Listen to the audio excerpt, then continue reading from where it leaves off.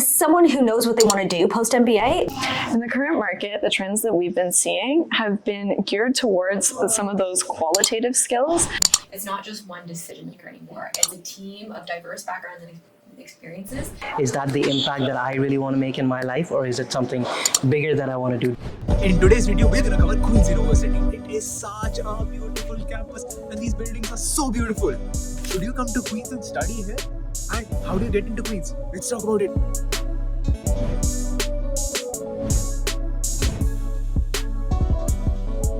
How do you break down the application process? Which part of the application is the most important part? What do you look at in an application? So what we're looking for essentially is for candidates to have some quantitative ability, but then the other piece of it is the interpersonal side. We want to make sure that they're strong communicators. And then lastly is the interview, right? We interview all of our candidates that meet our minimum requirements. And then we also want to know just what their goals are post-MBA. And if someone wants to stand out, what should they be adding? There's going to be a couple pieces of the application that can certainly help somebody stand out. So for example, the resume. Extracurriculars, hobbies, interests can really showcase who a candidate is.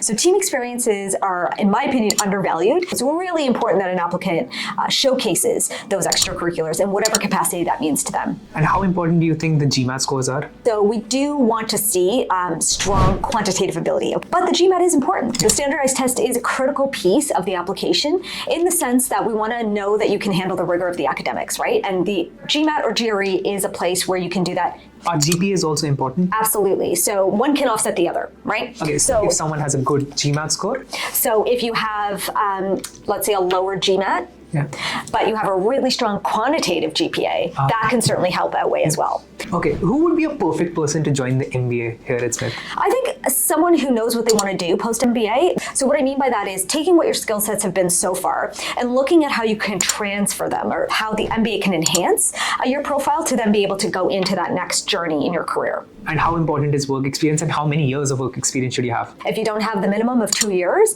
then unfortunately you're not going to meet our application qualifications. If someone wants to get in, what should be the good work experience, like 4 years, 5 years or more? At least 2 years, but typically up to about 9. If you have over 9 years of work experience, you're generally a better fit for an executive program.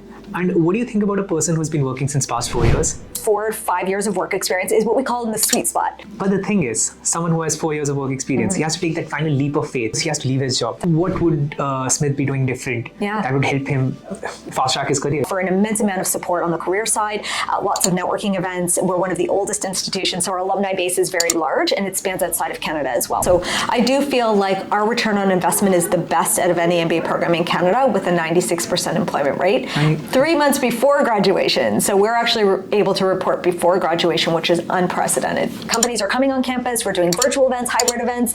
We're also doing a Toronto Trek trip this year in June. Why should they keep Queen's there in the list? Yeah, I think Queen's is really going to, like I said, give you that return on investment, but it's also a program that's relatively small and only 1 year. Especially if you're an international student, you only need to work in Canada for 1 year before you can then apply for your permanent residency.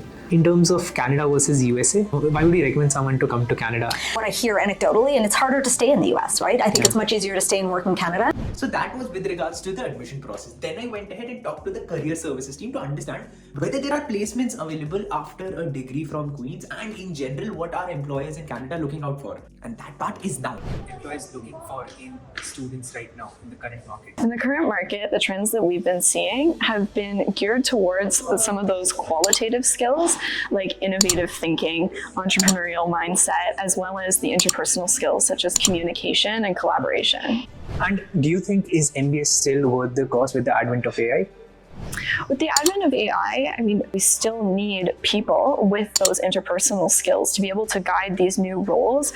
And so with that, our MBA really focuses on building not just the quantitative, but also the qualitative skills. So for people who want to go towards the business analytics side, which program would you recommend to them? Wait, if you are planning to apply to Smith Business School, Queen's University, fill the form in the description. Experts at Street Global Education and I will be reviewing your application for free. And you will also be eligible for exclusive scholarships from Street Global. And the link is in the description. Fill it.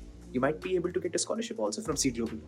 So while we include business analytics courses in all of our programs, the MMA, which is the Masters in Management Analytics, and the MMAI, which is the Masters in Management Analytics and Artificial Intelligence. And what would be the average salaries there? So the average salaries for those between 90 and 110,000. Leaving your job, leaving a salary, and then coming for an MBA, do you think it's still worth it? So if you have a few years of experience and you're looking to make a change or just looking to level up, the program is going to support you and allow you to do that. Since Queen's has a 1-year MBA degree, what do you think is the difference between a 1-year and a 2-year MBA degree? How important is that second year? We're very, very proud of the 12-month system and the way that we've set it up, because we know that we're not missing out on anything by not having that extra 6 months or 12 months. Is it a bit crammed up? Right? Like when we say it's a full-time program, it really is a full-time program.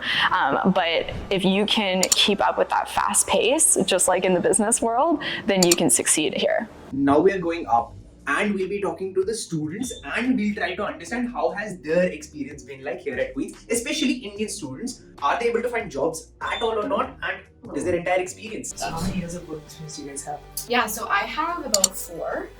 And what about you? I have nearly 2.5 years of experience in Canada, and I have 1.5 years of experience in India. You ended up leaving TD Bank to come here? Yes, I was on the front line. So if I may ask, what are the best things that Smith gave you, and what are the worst things that happened here and you didn't like also? I think some of the best has probably been just the friendships I've made. But I think some of the other great things as well is the fact that like I do have those 4 years of experience, and I was really able to come back and apply some of like what I've learned. Probably some of the worst things I would say is some weeks you just feel so bombarded. No, like as soon as I jumped in, I was like, holy crap, like this really is a lot. But being able to learn how to manage properly, how to rely on your teammates, how to rely on your clubs, and knowing that it's okay that you don't do everything. What is this team MBA all about? Like, what is it? When you look at workplaces and how they're evolving, it's not just one decision maker anymore. It's a team of diverse backgrounds and experiences that come together to make the optimal decision for a company. One thing I wanted to understand, other than this team point, was how confident are you guys that Smith is helping you get a job eventually? You don't know what you want to do, you don't know where you want to go, that is completely fine. Let us put a conversation to it. Let us find out what are the keywords we can align towards whatever the job you can be in. Like, I kind of have a little bit of a different kind of point of view on this. I believe the Smith brand behind me is going to be instrumental. However, what am I doing in this program and what am I doing to make an impact now, that will take me that step further after. So I do think it's kind of a twofold approach. After having so much experience, how did you end up taking that leap of faith? I'll go to Queen's. Is that the impact that I really want to make in my life, or is it something bigger that I want to do? Do I want to be an engineering manager, or do I want to be something bigger? So I had a chat with my wife and we said, you know what, I don't think I'll be happy in this. Like, I need more. Okay, if someone has to take that final leap of faith, a person who is working 4 years, probably married, has responsibility, should he still take this decision? I did. Like, I'm married, you would take this decision all over again. It's all about, your current position and your new position. I knew what my current position, the long-term impact that I would make. I knew the sacrifice I would be making for 1 year, and post that what opportunities I would have.